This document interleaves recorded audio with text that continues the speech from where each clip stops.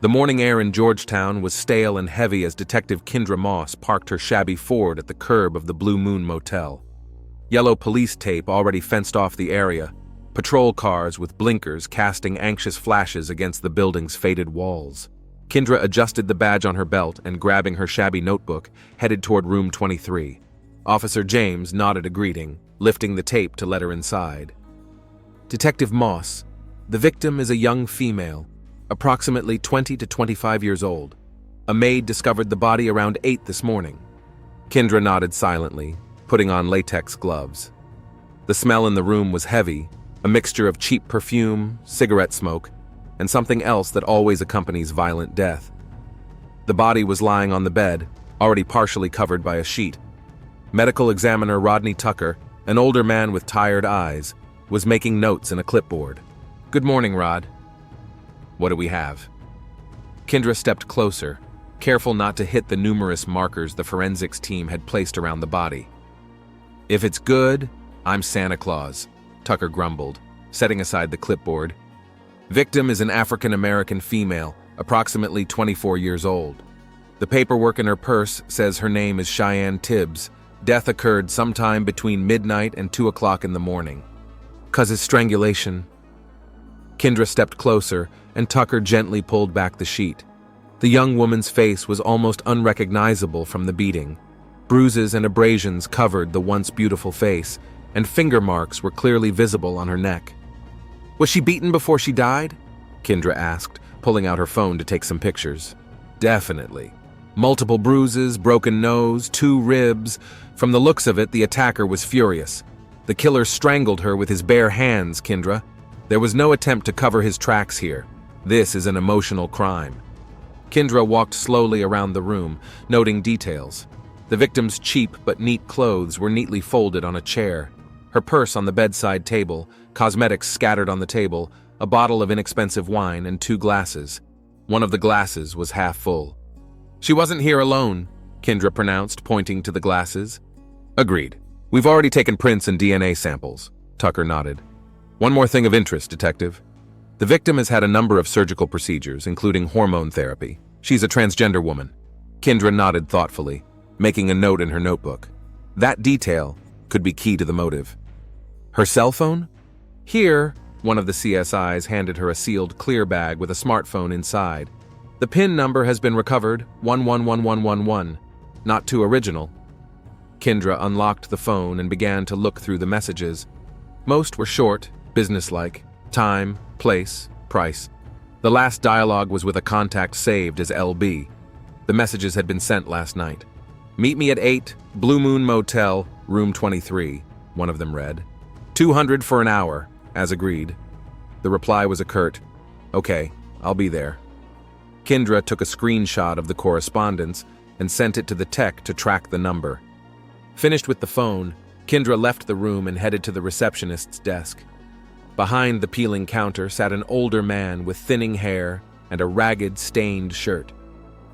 "Detective Moss, Georgetown PD," Kendra showed her badge. "Were you working last night?" "Yeah, I'm always working. This motel has been my life for 27 years, the man introduced himself as Harold Jenkins. "It's a terrible tragedy. I always said those girls were taking a risk." "These girls?" "Well, you know." Harold shivered uncomfortably. "Call girls. Cheyenne used to come here once or twice a week. Good girl, always polite, didn't cause any trouble. Did you see who was with her last night?" "A man, tall, strong build, about 30 to 35 years old. Checked in around 8 o'clock last night, paid cash for 3 hours." "Did you notice anything unusual?" Harold hesitated, scratching his chin. "He came out about 11 o'clock, looked agitated, mumbled something to himself. I asked if everything was okay, but he just threw the key on the counter and left." "You didn't notice his car?" "Dark pickup, older model, couldn't make out the license plate, it was dark." Kendra made a note and asked for surveillance footage if there was any. Harold shook his head. The cameras were only moulages to scare away teenagers. After questioning the receptionist, Kendra returned to the room where the forensics team was finishing up their work. Cheyenne's body had already been packed in a black bag and was being prepared for transportation. "Tucker, when will the autopsy results be in?" "Preliminary ones by tonight, complete ones tomorrow morning. the medical examiner replied, taking off his gloves. "I'll prioritize this case." Kendra nodded and headed for her car. The next stop was the victim's apartment, the address she'd found on Cheyenne's driver's license. Cheyenne Tibbs lived in a modest studio apartment on the third floor of a shabby building on the east side of Georgetown. The neighborhood watch officer had helped Kendra gain access. The apartment was small but surprisingly neat. Brightly colored curtains, inexpensive but tasteful furnishings. On the walls, a few pictures of Cheyenne with other young women, smiling, carefree. Kendra methodically searched the room, opening drawers and cabinets. In the bathroom, she found several vials of drugs, estrogen and spironolactone, typical of hormone therapy for trans women. On the table by the bed was a shabby day planner with notes about appointments, names, dates, amounts. In one of the dresser drawers, Kendra found an envelope of photographs. They depicted Cheyenne at different points in her transition, from a young boy with soft features to the young woman she had become. On the back of one of the photos was the inscription, "My True Beginning, Year 2022. In another drawer, she found a stack of apartment, electric, and telephone bills. Despite her apparently modest income, all the bills had been paid on time. Among the papers was an apartment contract that listed one Desiree Williams as the emergency contact. Kendra wrote down Desiree's address and phone number. She was about to leave when she noticed a small jewelry box on the windowsill. Inside was a few pieces of jewelry and a folded note. "Always remember, you are real. Loving you, D." Finished with the apartment, Kendra contacted the precinct and requested a complete file on Cheyenne Tibbs. To her surprise, the file was pretty sparse. One arrest for prostitution 2 years ago, a fine, and that was it. The next stop was Desiree Williams' address, a small apartment in the same neighborhood as Cheyenne's, but in better condition. Desiree turned out to be a slender young woman with long braids and a wary eye. When Kendra introduced herself and reported Cheyenne's death, Desiree didn't look surprised, more like doomed. "I knew this would happen," she pronounced as she let Kendra into the apartment. "In our line of work, it's always a possibility." "You work together?" Kendra asked, walking into the small but cozy living room. "Yes, we're both escorts. Met 3 years ago when Cheyenne was just starting out." Desiree lit a thin cigarette. "She was special, strong.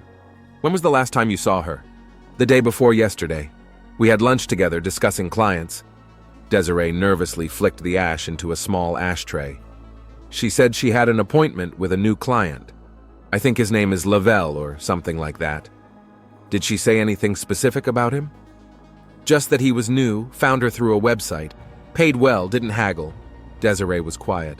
"Cheyenne, she didn't always tell her clients she was trans, especially the new ones." "Was that her usual practice?" "No, not really. She usually said right away if a client asked directly. But sometimes she thought it didn't matter if the meeting was short and, without certain kinds of contact." Kendra nodded, making notes. "Has Cheyenne had problems with clients before? Threats? Violence?" Desiree took a drag on her cigarette, exhaling smoke toward the ceiling. "There's been trouble a couple times. One guy a year ago got violent when he found out. But Tavon dealt with it." "Tavon?" Desiree fell silent, clearly regretting what she'd said. "Just an acquaintance. He sometimes looks after us." "A pimp?" "I wouldn't call him that," Desiree grumbled. "He charges a percentage for protection, arranges meetings with more reputable clients." "I need his full name and contacts." Kendra tried to speak softly but insistently. "Tavon Gaines. I don't know where he lives. He usually contacts us himself." Desiree looked increasingly tense. "Look, I've said enough. Cheyenne was my friend and I want her killer found, but I can't risk my safety." "I understand." Kendra held out her business card. "If you remember anything else or want to talk, call me anytime." Desiree took the card and nodded, but it was clear she hadn't said everything she knew. Kendra didn't push. Experience told her that patience often bore more fruit than pressure in such matters. Back at the station, Kendra laid out on her desk all the materials she had collected. Crime scene photos, notes from Cheyenne's day planner, screenshots of correspondence with the mysterious LB. She requested call detail from the victim's phone for the last month and sent a request to identify the number owner from the last correspondence. The day was winding down when the preliminary autopsy report landed on her desk. Tucker confirmed cause of death as strangulation by hand after a brutal beating. No signs of sexual assault, but skin particles were found under the victim's fingernails that could have belonged to the assailant. Kendra leaned back in her chair, looking at the picture of a smiling Cheyenne Tibbs, 24 years old, her whole life ahead of her. Someone had decided they had the right to cut that life short because of their own prejudice or anger. "I'll find him, Cheyenne," Kendra said quietly as she closed the case file. The clock showed almost 9 p.m., but the investigation was just beginning. The morning of the second day of the investigation greeted Kendra Moss with a buzzing precinct and a glass of strong coffee on her desk. A night spent reviewing Cheyenne Tibbs's case file had left shadows of fatigue on the detective's face. Preliminary autopsy results had confirmed the initial findings. Cheyenne had died of strangulation after a brutal beating. Now Kendra waited for the phone call report and information on the mysterious LB from the correspondence. The phone on the desk rang at exactly 9 in the morning. Kendra recognized the voice of her longtime informant, Elijah Freeman, a former drug dealer who had become the owner of a small convenience store on the east side of town after a stint in prison. "Good morning, Detective. Heard you were looking for information on Tavan Gaines." His husky voice sounded strained. "How'd you hear that?" Kendra didn't waste time with greetings. "In my circles, news travels fast, especially when the cops ask questions about pimps." Elijah grinned. "Meet me at my store in an hour? I don't think it's worth discussing this over the phone." Kendra agreed, and grabbing her jacket, headed to her car. Elijah's store was on the corner of Pine Street and Broadway, an unremarkable building with a faded sign that read, "Groceries 24/7. Inside, it smelled like chips and cheap air fresheners. Elijah greeted her with a nod and pointed to a back room. There, 2 plastic chairs stood amidst boxes of merchandise and an old cash register. "Tavan Gaines is a big shot in the local entertainment business." Elijah spoke softly, constantly glancing at the door. "He controls at least 10 girls in the area. Doesn't usually use physical violence. He prefers psychological pressure and blackmail." "Where can I find him?" "Right here." Elijah held out a folded piece of paper to her. "This is the address of his club, the Purple Room. He's there every night from 10. But be careful, Detective. Tavan has police connections, and not all the officers at your station will be happy to have you digging into his affairs." Kendra nodded silently, stashing the sheet in the inside pocket of her jacket. "What else do you know about his relationship with Cheyenne Tibbs?" "She was one of his special girls. Transgender women are a special niche market, higher rates for a certain type of client." Elijah looked uncomfortable discussing these details, but Cheyenne was special. She was more independent, or something like that. Some say she was planning to leave Tavan, find another source of income. Could that have been a motive? Maybe. Tavan doesn't like to lose his girls, especially the profitable ones, but he's no fool. Murder draws too much attention. Kendra thanked the informant and, leaving a $20 bill on the counter, left the store. Her next stop was the Purple Room Club, a small building with dark windows and a neon sign in the shape of a crescent moon. Despite the early hour, the club was open, apparently for cleaning and supplies. Kendra pushed open the heavy door and entered the semi-dark room. The smell of alcohol and cheap perfume mingled with the scent of cleaning supplies. A cleaning lady in the far corner was wiping down tables, paying no attention to her visitor. "We open at 6 p.m., came a deep voice from behind the bar. A tall man with a smooth-shaven head was polishing glasses, looking intently at Kendra. "I'm not a customer." Kendra showed her badge. "Detective Moss, Georgetown PD, looking for Tavan Gaines." The man grinned, never stopping polishing his glass. "Tavan will be in later. Is there anything I can give him?" "Tell him I'll be there at 10 o'clock tonight, and that it concerns Cheyenne Tibbs." The bartender froze for a moment, then nodded. "He'll know who you are." Back at the station, Kendra found a folder on her desk with Cheyenne's call detail and the tech department's report on the LB phone number. The mystery caller turned out to be Lavelle Bradford, a 32-year-old auto mechanic from West Georgetown. The name didn't tell Kendra anything, but she requested a complete file. Lavelle Bradford turned out to have a checkered criminal record, one arrest for a bar fight 3 years ago, a fine community service. Never married, no kids. Worked at Ray's auto shop for the past 5 years. While Kendra was reviewing Bradford's file, a young officer, Jamal Harris, a recent academy graduate whom Kendra had taken under her wing, knocked on her office. "Detective, I checked the information on attacks on transgender people in our neighborhood as you requested." Jamal placed a thin folder on the desk. "There have been 7 cases reported in the last 2 years. 2 ended in hospitalization of the victims, 1 in death." "Death?" Kendra raised an eyebrow. "Yeah, Letitia Jones, 22 years old, beaten to death with a baseball bat in an alley outside the Last Chance bar 10 months ago. Case is still unsolved." Kendra tapped her pen on the table thoughtfully. "Any leads? Suspects?" Several witnesses mentioned a group of young guys who often gathered outside the bar and shouted insults at members of the LGBT community. "But no specific names." Jamal paused. "There's something else interesting. In 2 of the assaults, the victims worked as escorts, as did Cheyenne Tibbs." Kendra made a note in her notebook. "Thanks, Jamal. See if Lavelle Bradford was among the customers at that bar." The afternoon flew by in paperwork and preparations for the evening meeting. At 9:30, Kendra was already parking outside the Purple Room. The club was alive with music blaring even outside, and a small line lined up at the entrance. Kendra showed her badge to the guard and got in without a problem. The atmosphere was saturated with smoke, alcohol, and intense fun.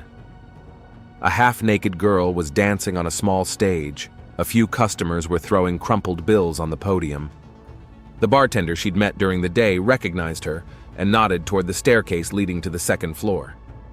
There, in a small office with tinted glass, Kendra saw Tavin Gaines for the first time. He appeared to be of medium height, with a neat beard and attentive eyes. His suit, though not designer, looked expensive and was impeccably ironed. Gold rings glittered on his fingers. "Detective Moss, I presume?" His voice was soft, almost friendly. "To what do I owe this honor?" "Cheyenne Tibbs." Kendra didn't waste time on pleasantries. "I know she worked for you," Tavon grumbled, pointing to the chair opposite. "Such crude language. Cheyenne was an independent contractor. I merely assisted her with clients and provided security. For a certain percentage, of course." "When was the last time you saw her?" 3 days ago. She stopped by here to give me my cut from the previous week." Tavon pulled out a cigar but didn't light it. "A terrible tragedy. Cheyenne was a special girl." "Special?" "Smart, ambitious. Not like most girls in this business." Tavon twirled the cigar in his fingers.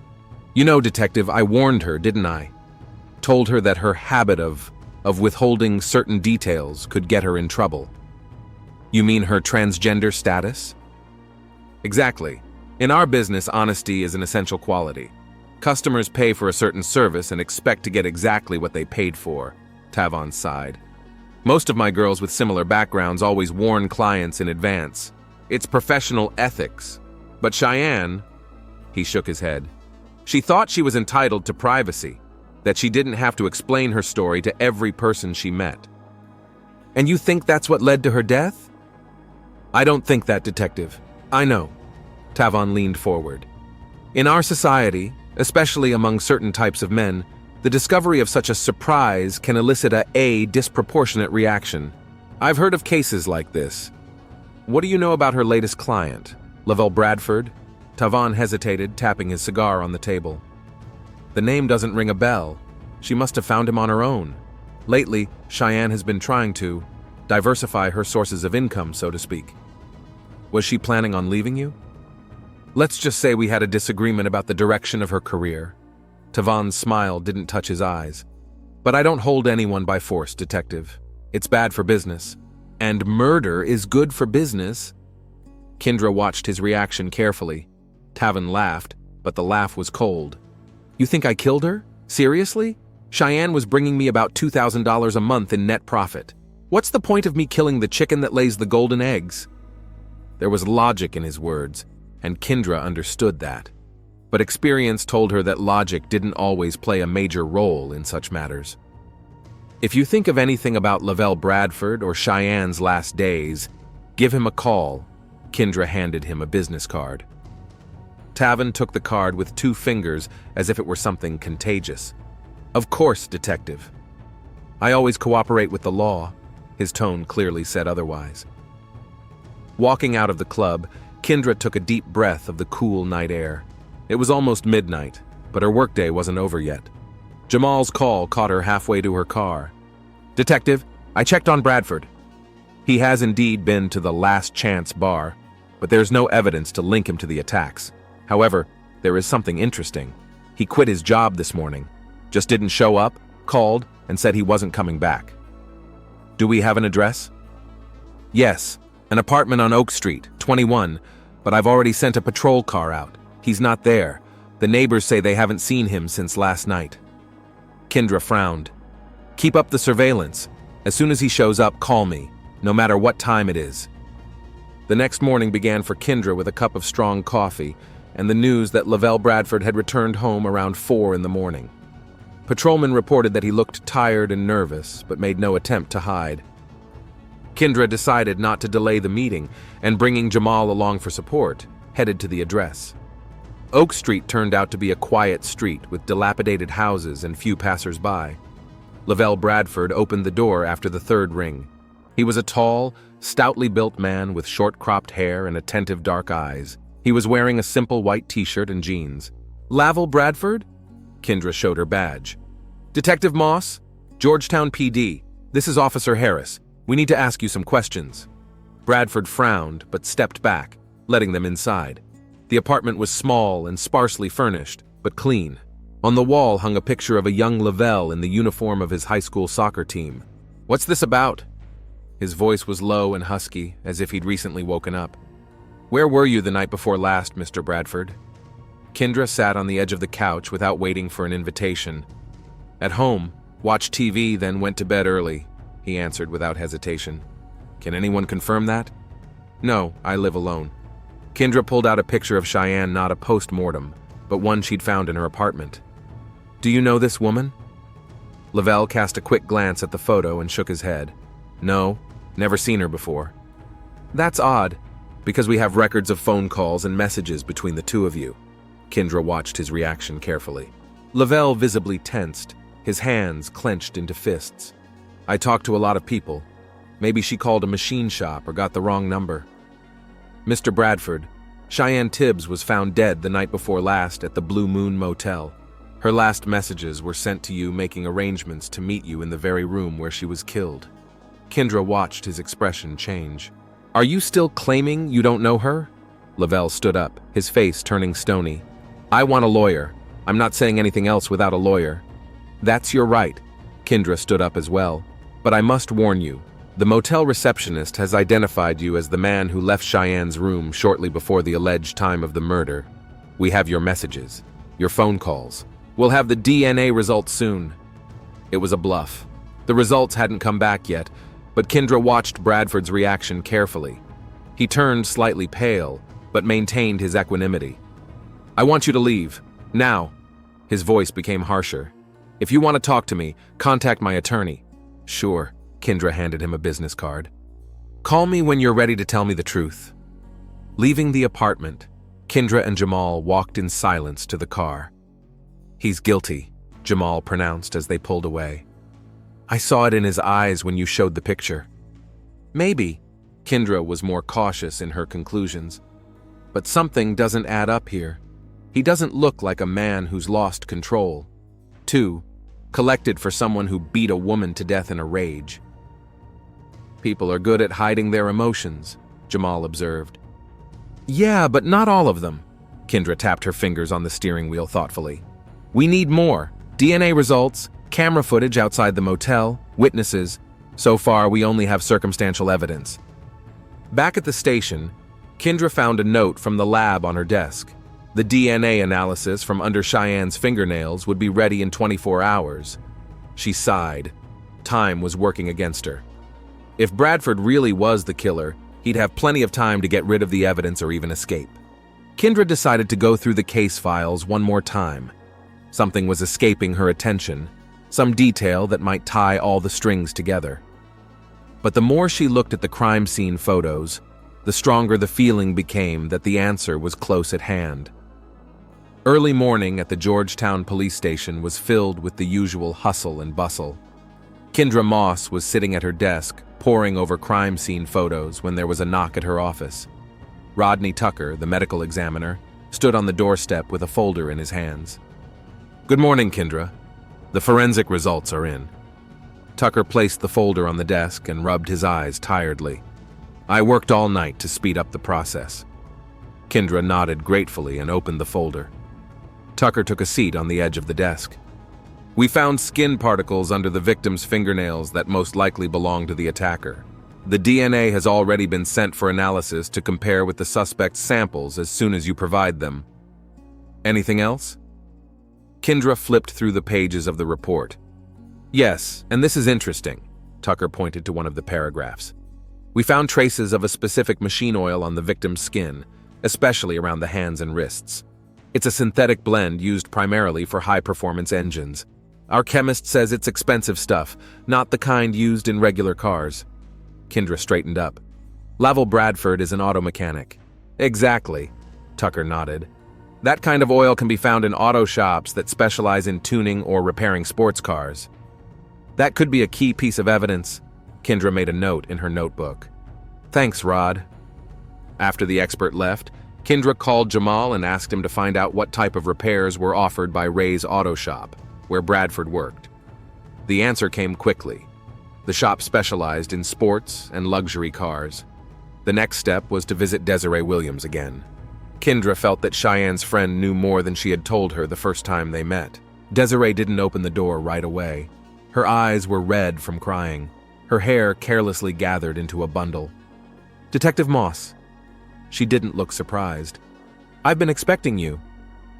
Kendra walked into the apartment, which looked even more untidy than last time. There was a bottle of whiskey and a half-empty glass on the coffee table. "I want to talk about Lavelle Bradford."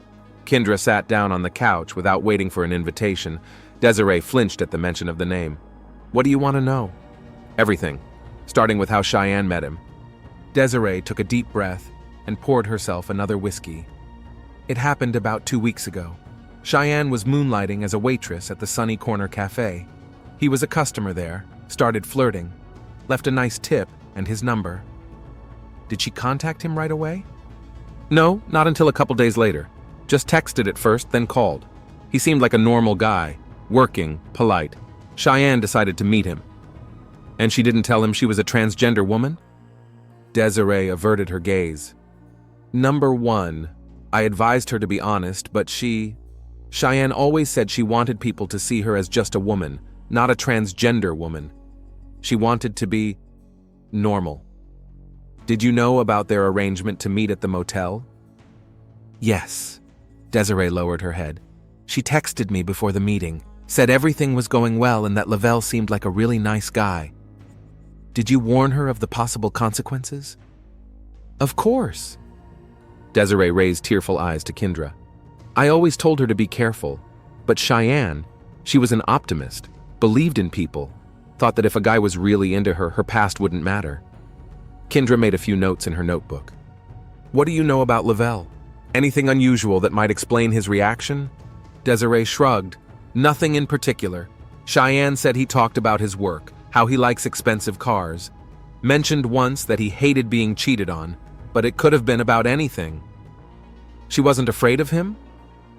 "Number on the contrary, said he made her feel desirable. As a woman, you know, not like something exotic or strange." Kendra nodded. The story was beginning to take shape in her head. A tragic coincidence, misconceptions, and a fatal encounter. "Thank you for your candor, Desiree. It will help with the investigation." The next stop was Ray's auto shop, a squat building with large garage doors and a neon sign. Several expensive cars were parked in the parking lot out front. The owner, Raymond Jackson, appeared to be an older man with a graying beard and hands covered in machine oil and old scars. "Lavelle Bradford? Yeah, he worked here for 5 years. Great mechanic, the best in my shop." Ray shook his head. "Just didn't show up the day before yesterday, called and said he was quitting." No warning, no explanation. "When was the last time you saw him?" The night before last. He stayed late working on the Mustang, left around 7, said he had some business to attend to.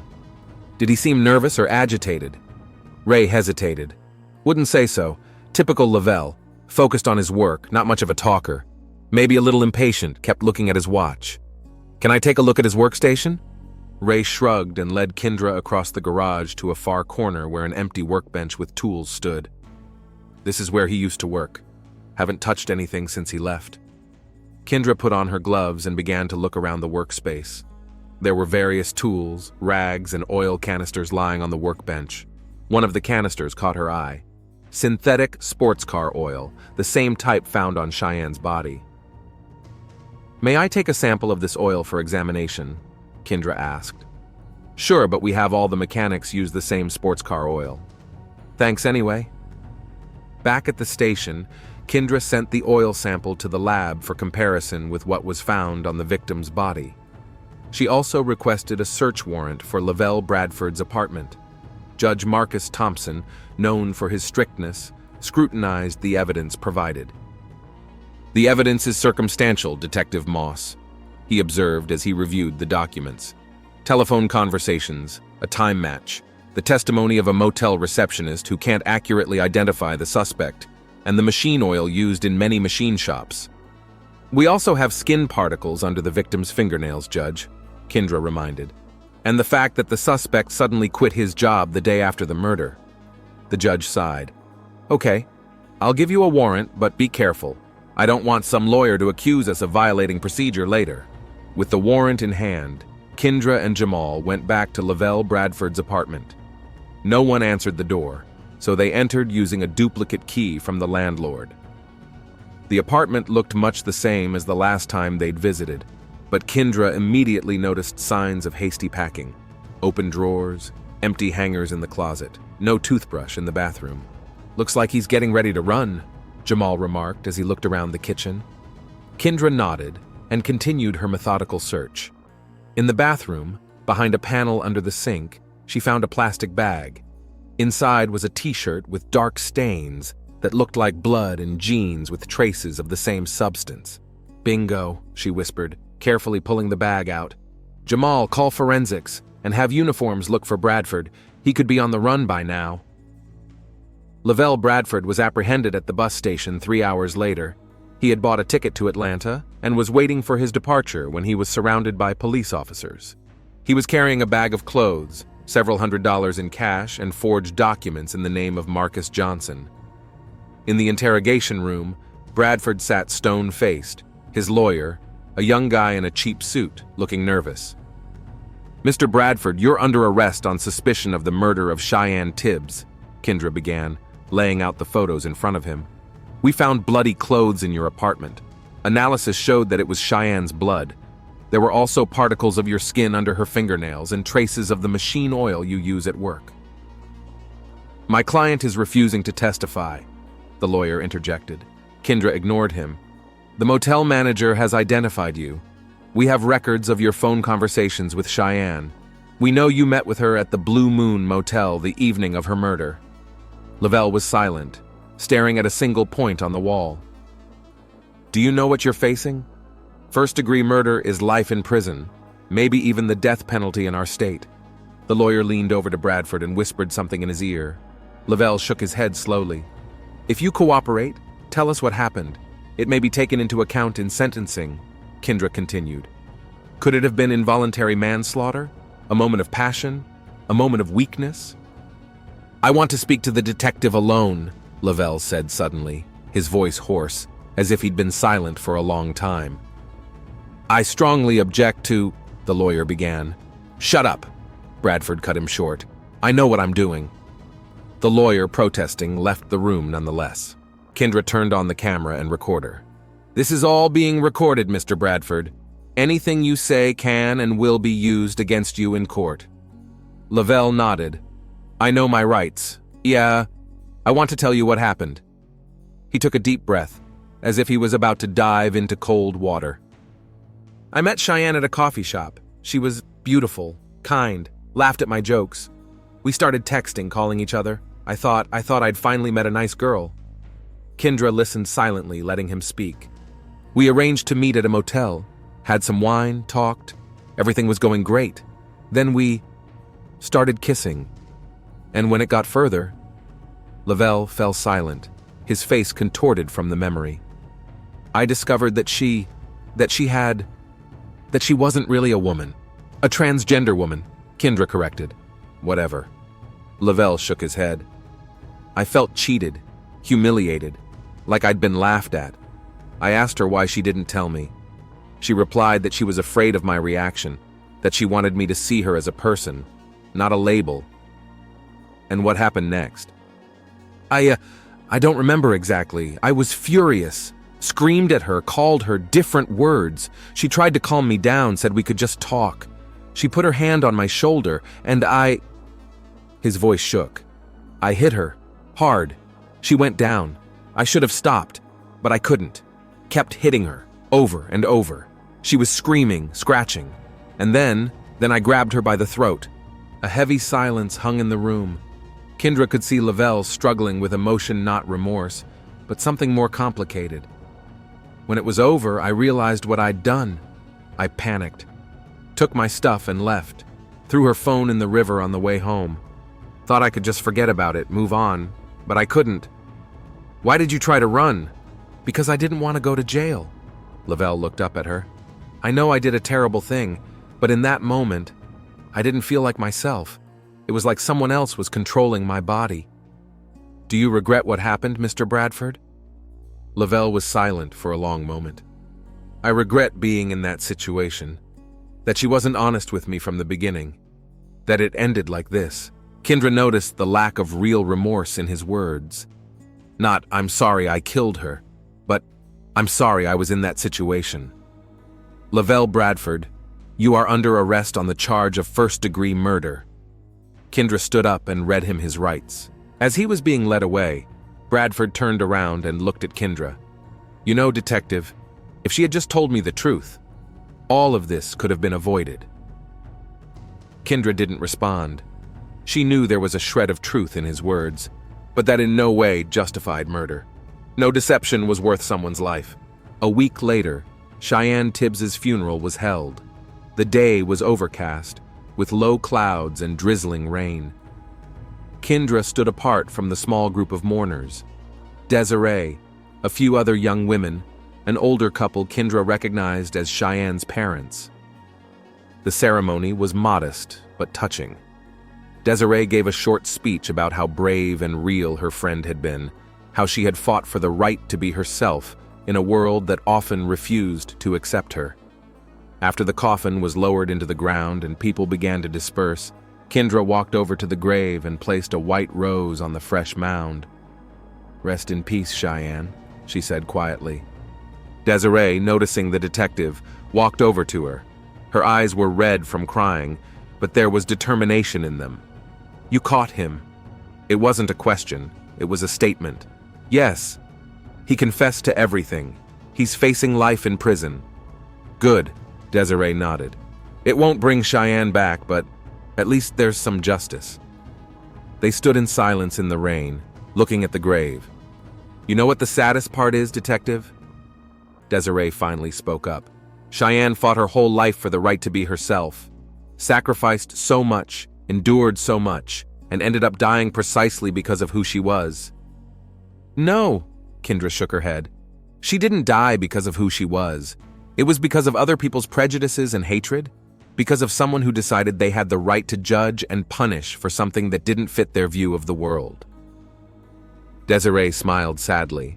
You are right. Thank you. For finding him. For getting justice for Cheyenne. That's my job, Kendra replied simply. When Desiree left, Kendra stood by the grave for a while longer. In her career as a detective, she had seen many tragedies, many senseless deaths. But the story of Cheyenne Tibbs touched something deep in her soul. The world is full of prejudices and fears, Kendra thought as she headed to her car. And sometimes those fears drive people to do terrible things. But her job is not to change the world, only to bring justice to those who have been victimized by those fears. The rain intensified as Kendra got into her car. The drops drummed on the roof like someone's impatient fingers. Somewhere in the city, a new tragedy, a new crime, a new victim was already waiting, and Kendra Moss would be there to bring justice. That's all she could do. That's all that mattered.